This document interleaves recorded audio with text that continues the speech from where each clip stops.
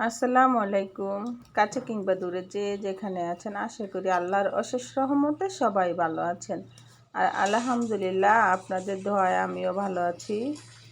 তো আজকে আমি রান্না করব চেপা শুটকি দিয়ে লতি দিয়ে রান্না করব।